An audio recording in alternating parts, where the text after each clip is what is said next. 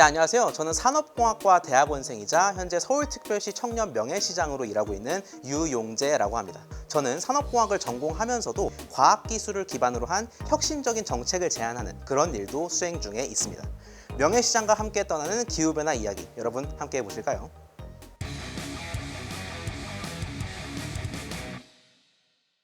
북극해 얼음의 두께는 얼마나 될까? 기후변화의 핵심을 관통하는 이 질문에 대해 과학자들은 비교적 자신 있게 대답해 왔습니다. 레이더에 얼음이 반사되는 시간을 측정하면 쉽게 알 수 있다라고 말이죠. 질문을 조금만 바꿔볼까요? 여름 북극해 얼음의 두께는 얼마나 될까? 놀랍게도 얼마 전까지 하더라도 과학자들은 이 질문에 쉽사리 답하지 못했습니다. 여름이 되면 얼음 표면이 녹기 때문에 기존의 방법을 활용할 수가 없었다라는 거죠. 이때 우리 곁에 해결사 한 명이 등장합니다. 나와 함께라면 여름에도 충분히 측정할 수 있어 라고 말이죠. 이 해결사의 이름은 바로 인공지능입니다. 기존 데이터 기반 분석을 통해서 얼음 두께를 쉽게 알 수 있다라는 거죠. 이렇게 기후변화의 핵심 문제들을 해결하는 데 있어서 인공지능은 크게 활약하고 있습니다. 오늘 강연의 제목은 바로 인공지능 기후위기 대응의 활시위를 당기다입니다. 말 그대로 기후위기에 맞서는 데 있어 AI, 인공지능이 얼마나 활약하고 있는지 여러분께 소개해드리고자 하는데요. 그 전에 인공지능이 뭔지 소개해드리는 게 먼저겠죠. 인공지능, 어려워 보일 수 있겠지만 인공 플러스 지능, 다시 말해서 사람을 모사해서 문제를 해결하는 그 모든 것들이 인공지능, 즉 AI입니다. 세계를 뜨겁게 달구었던 알파고도 인간의 바둑 기법을 모사했기 때문에 AI인 거고요. 자율주행 자동차도 사람의 주행 패턴을 따라했기 때문에 결국 인공지능인 셈이죠. 자, 저는 지금부터 여러분께 인공지능이 어떻게 기후위기 대응에 활시위를 당기고 있는지 소개해드리고자 합니다. 각각 카드를 뒤집어 보도록 할까요? 먼저 활 카드입니다. 활은 바로 활동의 준말이 되겠습니다. 인공지능은 인간의 활동을 분석함으로써 기후위기의 실태를 진단하는 데 앞장서고 있습니다. 기후위기는 결국 인간의 활동으로 인해 초래되지요. 그렇기 때문에 인간이 활동하는 과정에서 얼마나 많은 탄소를 배출하는지 알아내는 것, 그것이 바로 실태 진단의 시작입니다. 그런데 놀랍게도 지금까지 탄소 배출량을 진단하는 방식 대부분은 추정에 의존해 왔습니다. 경제활동을 얼마나 하는지, 석탄을 얼마나 쓰는지 등을 바탕으로 추측했을 뿐이다라는 거죠. 자, 그런데 최근 있었던 인공지능 컨퍼런스인 엔비디아 GTC 2022에 발표된 내용에 따르면요, 이 지도학습 인공지능을 기반으로 한다면 우리가 추정하는 것보다 훨씬 더 정확하게 탄소 배출량을 알아낼 수 있다라고 합니다. 놀라운 결과긴 한데, 그래서 대체 지도학습이 뭐라는 걸까요? 여러분을 지금부터 저의 연구실로 초대하도록 하겠습니다.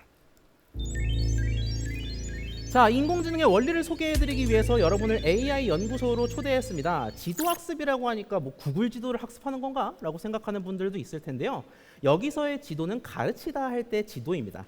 마침 오늘 수능일이기도 하니까요. 우리가 시험 공부하는 상황을 예로 들어보도록 하죠. 우리는 시험 공부를 할 때 문제지와 해설지를 책상에 놓고 비교해가면서 공부를 합니다. 이 문제는 이런 풀이가 좋겠군, 이 문제의 답은 이거군 하고 쌍대 비교를 한다라는 거죠. 놀랍게도 지도학습 인공지능의 원리가 이것과 흡사합니다. 인공지능에게는 문제지에 해당하는 3장의 위성사진이 주어집니다. 그리고 해설지에 해당하는 3곳의 탄소 농도가 주어집니다. 인공지능은 이 쌍들을 바탕으로 스스로 학습하면서 원리를 깨우치게 됩니다. 아, 왼쪽 오른쪽 색이 비슷한데 탄소 농도가 낮고, 가운데는 형광빛이 진한데 탄소 농도가 높네. 아, 이 빛에 해당하는 값들이 더 탄소가 많겠구나 라고 생각하게 된다라는 거죠. 자, 이제 수능날이 다가왔습니다. 인공지능에게도 시험 문제가 닥치게 됩니다. 탄소 농도를 전혀 알지 못하는 이 지역의 농도를 맞춰야 한다라는 거죠.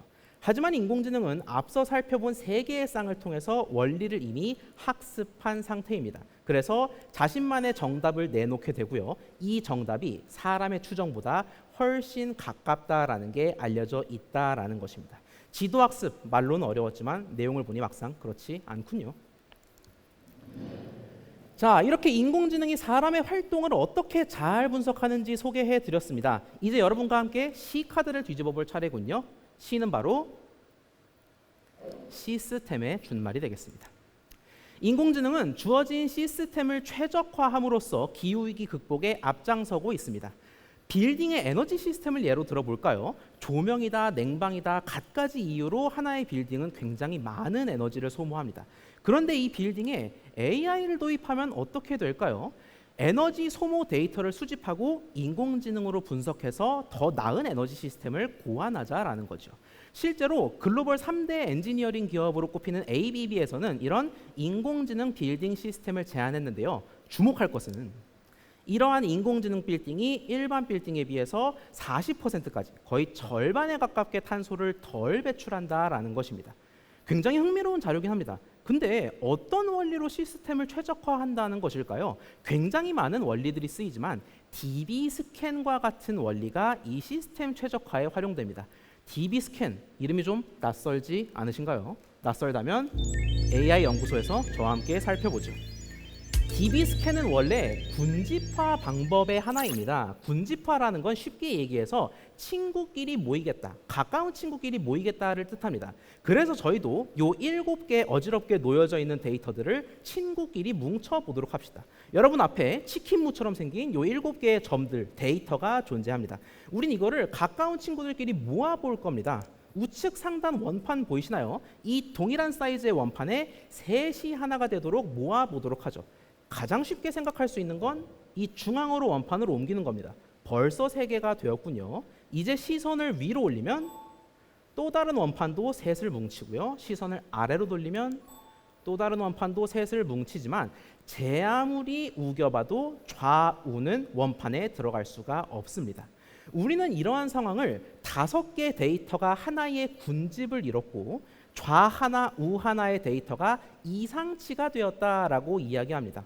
원리는 원판을 보니까 알겠는데 이게 대체 어떻게 빌딩 에너지를 줄인다는 거야 궁금하시죠? 상황을 돌려보죠.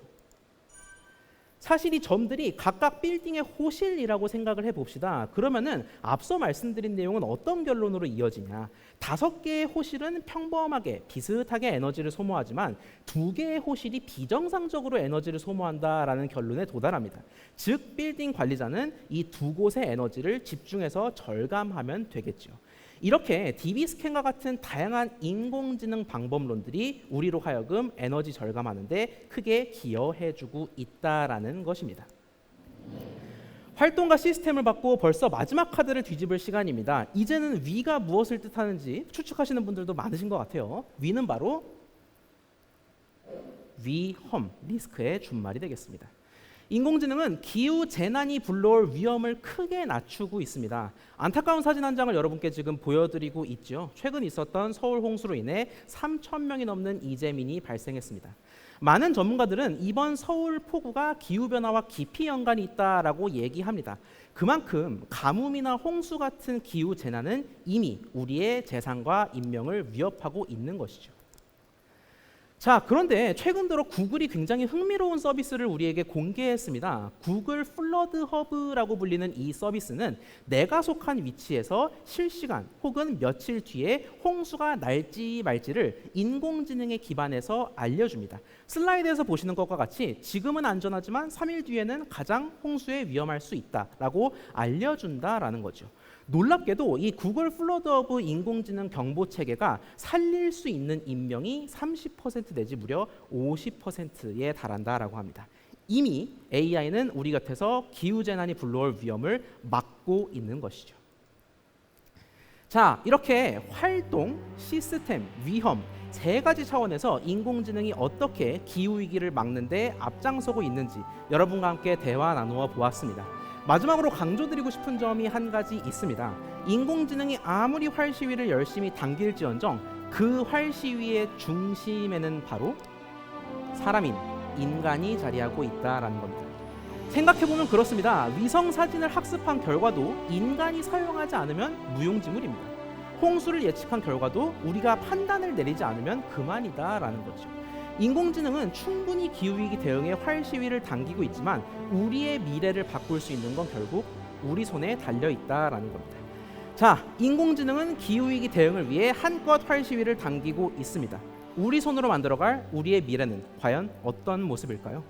경청해주신 여러분 고맙습니다.